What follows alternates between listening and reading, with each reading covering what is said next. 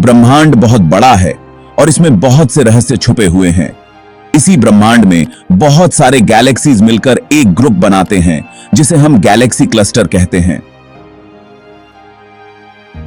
ये क्लस्टर ब्रह्मांड में सबसे बड़ी चीजें हैं जो हम जानते हैं।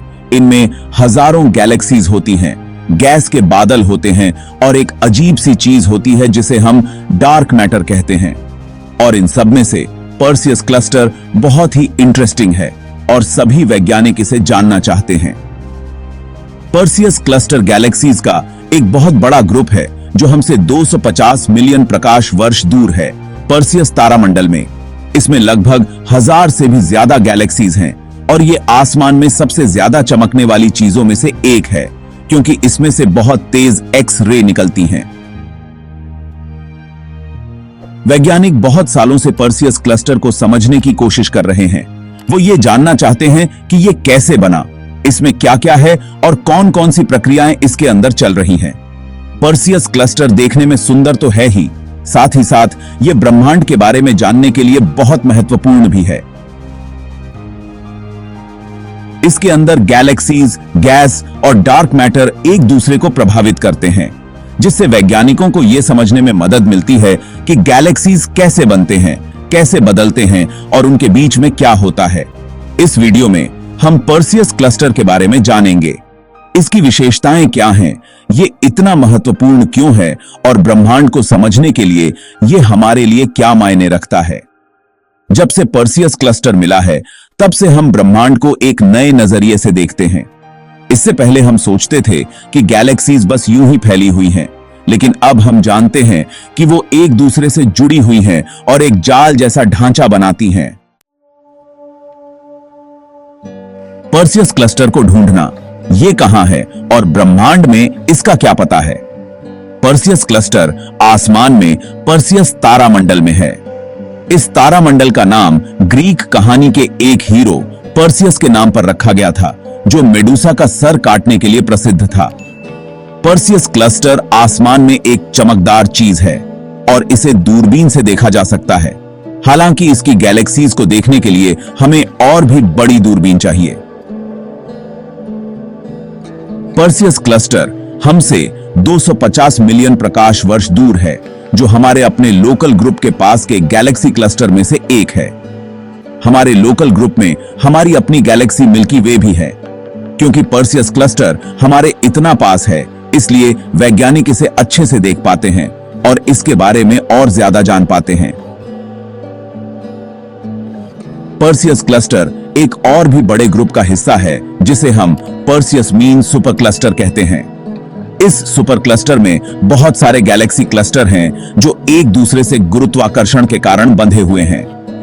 पर्सियस मीन सुपर क्लस्टर के आसपास भी बहुत सारे सुपर क्लस्टर हैं और ये सब मिलकर ब्रह्मांड का एक जाल जैसा ढांचा बनाते हैं। Perseus cluster Perseus mean super cluster का एक महत्वपूर्ण हिस्सा है और हमें यह समझने में मदद करता है कि ब्रह्मांड में चीजें कैसे एक साथ आती हैं। ब्रह्मांड का नृत्य पर्सियस क्लस्टर कैसे बना और कैसा दिखता है।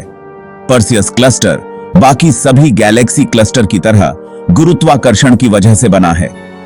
बहुत समय पहले जब ब्रह्मांड अभी नया नया बना था, तब सारा पदार्थ बराबर फैला हुआ था, लेकिन कुछ जगहों पर थोड़ा ज्यादा पदार्थ था। समय के साथ गुरुत्वाकर्षण के कारण ज्यादा पदार्थ वाली जगहों पर और ज्यादा पदार्थ जमा होता गया और इस तरह गैलेक्सीज का जन्म हुआ। ये गैलेक्सीज बस यूं ही नहीं घूम रही हैं, वो ग्रुप्स और क्लस्टर बनाते हैं और क्लस्टर सबसे बड़े ग्रुप्स होते हैं जो हम जानते हैं। पर्सियस क्लस्टर जैसे क्लस्टर लाखों सालों में छोटे छोटे ग्रुप्स और गैलेक्सीज के मिलने से बने हैं। क्लस्टर के अंदर गैलेक्सीज एक दूसरे के आसपास घूमती रहती हैं और कभी कभी टकरा भी जाती हैं। जब ऐसा होता है तो नए तारे बनते हैं और नई गैलेक्सीज भी बन सकती हैं। पर्सियस क्लस्टर में गैलेक्सीज का डिस्ट्रीब्यूशन हमें बताता है कि यह कैसे बना और कैसे बदला। गैलेक्सीज का एक परिवार पर्सियस क्लस्टर के खास सदस्य। पर्सियस क्लस्टर में बहुत अलग अलग तरह की गैलेक्सीज हैं, हर एक की अपनी कहानी है। सबसे ज्यादा चमकने वाली गैलेक्सी है NGC 1275, जो क्लस्टर के बीच में है।